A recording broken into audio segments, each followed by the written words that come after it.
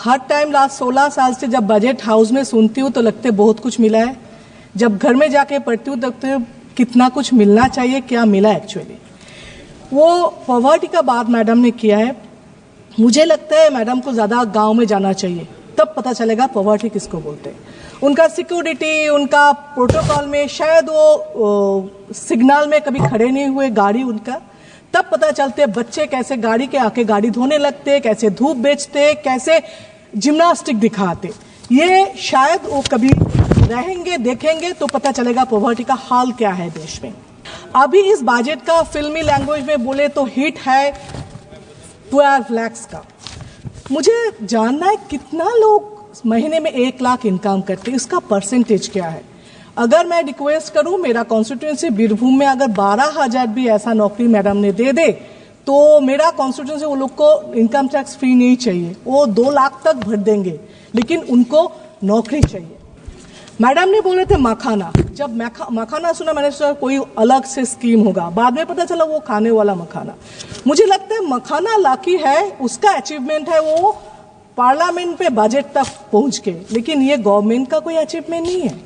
इसमें अगर ये बड़ा करके बोले मखाना के लिए इतना क्या, इतने क्या, इतना काम इंडिया में है। लेकिन मैं और एक बात बताना चाहती हूँ, ये पॉलिटिक्स, ये पार्टीज, ये सरकार हर टाइम इलेक्शन के साथ बजट होते, क्यों? डेवलपमेंट होता तो नीडेड के लिए डेवलपमेंट चाहिए, देश का कहाँ पे क्या चाहिए, B for BJP, B for Bihar, B for Bengal, लेकिन नहीं, क्योंकि बंगाल वोट नहीं दिए इसलिए ये भी इलेक्शन के ऊपर डिपेंड करे डेवलपमेंट। और बिहार इलेक्शन है, शायद वो लोग बहुत वोट देंगे ये सोच के उसका एलोकेशन हुआ, लेकिन मुझे लगता है हमेशा अगर हम सब लोग इसमें ध्यान दें, डेवलपमेंट किस लिए चाहिए, कितना चाहिए, कहाँ तक चाहिए। मुझे पता है टाइम कम है, लेकिन बहुत कुछ बोलना था। मुझे एक रिक्वेस्ट है, एक सजेशन भी है, अगर हम लोग जितना माइक्रोफोन है उसके साथ एक लाइज डिटेक्टर लगा दे तो पता चलेगा कौन कितना झूठ बोल रहे हैं, कहाँ तक झूठ बोल रहे हैं, कितना झूठ बोलते हैं हाउस में। तो इसमें यह भी पता चलेगा जो मिनिस्टर के पीछे बैठ के थप थप थप थप करके साउंड देते उसका साउंड ज्यादा है, और या लाइज डिटेक्टर का टा टा टा टा वो साउंड ज्यादा है। देश को यह भी जानना चाहिए झूठ कहाँ है, सच कहाँ है। और मुझे लगता है ये सिस्टम बनने से सच ज्यादा होते रहेंगे और झूठ कम होते जाएंगे। Thank you. Thank you. कहीं हमने पढ़ा था कि the be in the budget stands for Bihar, और ये बात सत्य है कि आज बजट का बी बिहार के लिए, क्योंकि जब विपक्ष की सरकार थी तो बीमारों का बी बिहार के लिए होता था। हमने वो लंबा सफर तय करके आज एनडीए सरकार की वजह से हम यहाँ पर खड़े हैं। पूरे विश्व को शून्य देने वाले आर्यभट्ट, जो पूरे विश्व को शून्य दिए थे, उनका जन्म बिहार में हुआ था, और ये वही शून्य है जो दिल्ली विधानसभा चुनाव में कांग्रेस पार्टी को आई थी। और अगर आज बिहार को 2 शून्य अधिक मिल रहे हैं तो विपक्ष को इतनी तकलीफ क्यों हो रही है? जिस सरकार ने बिहार में विकास लाए हैं, बिहार हमेशा उनका आभारी रहेगा।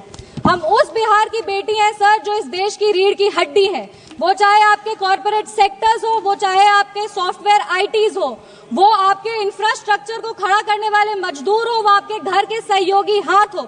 हर घर में सर एक बिहारी है, आपके घर को घर बनाने वाला आदमी बिहारी है। बिहार का उत्थान अब अडिग है और बिहार के विकास में अब कोई भी बाधा नहीं आएगी।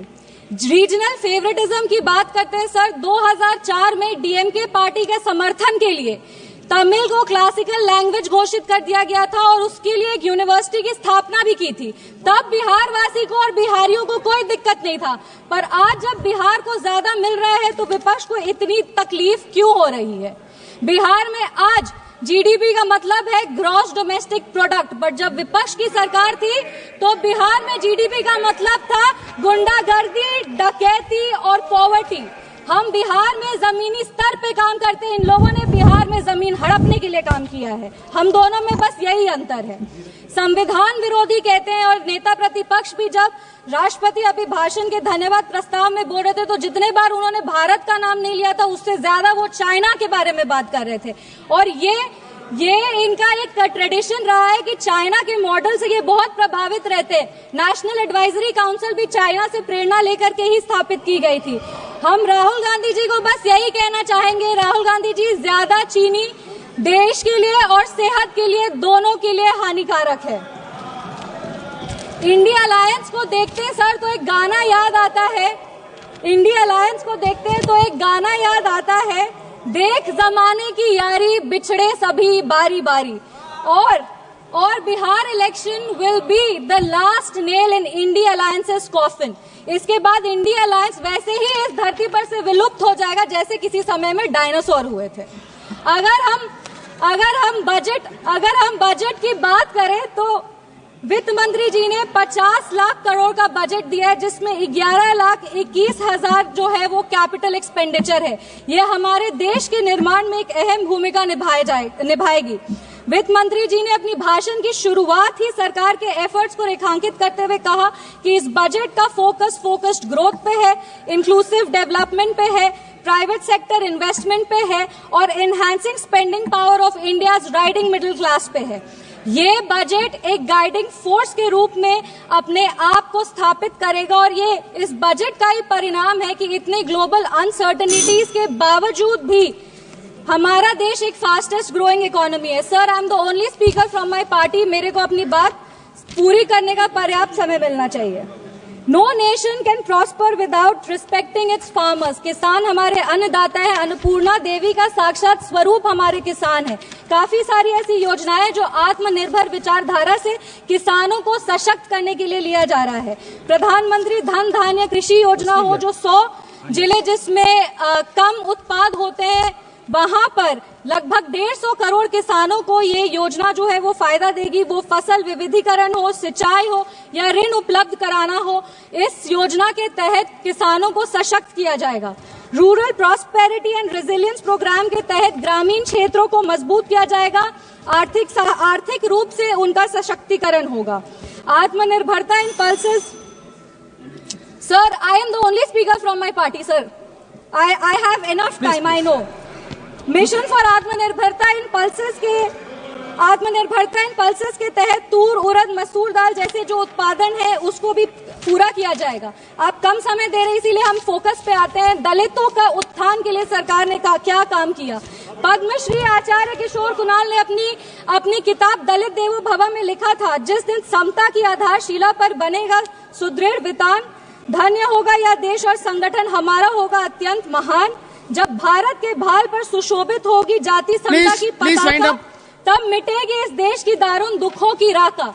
इसी को आधारशिला बनाते हुए एक second sir, let me complete. इसी को अपनी आधारशिला बनाते हुए दलितों के लिए बहुत काम हुआ। उसके कुछ आंकड़े हैं जो हम पेश करना चाहेंगे।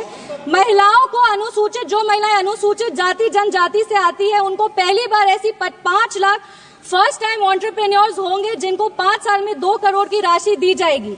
दलितों के लिए दलित जो बच्चे हैं जो पढ़ाई कर रहे हैं उनके लिए पोस्ट मैट्रिक स्कॉलरशिप प्रोग्राम है और प्री मैट्रिक स्कॉलरशिप प्रोग्राम है। Thank you. Please conclude. Give me 5 minutes, sir. Please let me complete. It is not possible. 10 parties. Please, madam. 10 parties together have been allotted only 17 minutes. Already you take 7 minutes. Post matric scholarship scheme के तहत 2024 में लगभग 4.5 लाख ऐसी छात्रों को 5 करोड़ की छात्रवृत्ति वितरित की गई है और प्री मैट्रिक स्कॉलरशिप स्कीम के तहत 18 लाख छात्रों को 437 करोड़ की राशि दी गई है सर।